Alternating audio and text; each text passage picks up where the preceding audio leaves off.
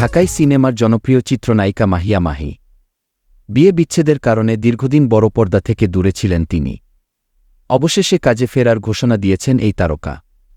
ইতিমধ্যেই ফিরেছেন stage show ও বিভিন্ন ফটোশুটে। কথা চলছে নতুন সিনেমার বিষয়েও। এসবের মধ্যেই ভাইরাল হয়েছে মাহির একটি নাচের ভিডিও। 1.5 মিনিটের ভিডিওটি নিয়ে ইতিমধ্যেই শুরু হয়েছে তুমুল আলোচনা-সমালোচনা।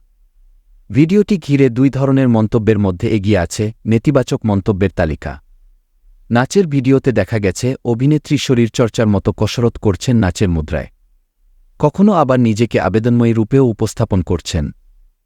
ভিডিওতে তার এমন অঙ্গভঙ্গি পছন্দ করেছে অনেকেই। আবার কারও কাছে হাসির খোরাক হয়েছেন এই চিত্রনায়িকা। ভিডিওতে মাহির পরনের ছিল সাদা শার্ট ও কালো প্যান্ট। কেউ বলছেন অনেকদিন ধরে মাহি তেমন কোনো আলোচনায় নেই, হাতে কোনো কাজ নেই। সে কারণে তিনি এ ধরনের ভিডিও প্রকাশ করে সবার নজর কাটতে চান। আবার কারও কথা এমন দেশের এই পরিস্থিতিতে মাহির এমনটা করা ঠিক হয়নি। কেউ আবার মাহির কাছ থেকে এমনটি আশা করেননি জানিয়ে লিখেছেন দুচার কথাও। যে যাই বলুক, নাচের ভিডিওটি নিয়ে নিশ্চুপ আছেন মাহিয়া মাহি। আর তার ভিডিওটি ছোট ছোট ক্লিপ আকারে ছড়িয়ে পড়েছে নেটদুনিয়ায়। উল্লেখ্য, মাহিয়া মাহিকে সবশেষ দেখা গেছে রাজকুমার সিনেমাতে ক্যামিও চরিত্রে। সেখানে তিনি শাকিব খানের মায়ের চরিত্রে অভিনয় করেন।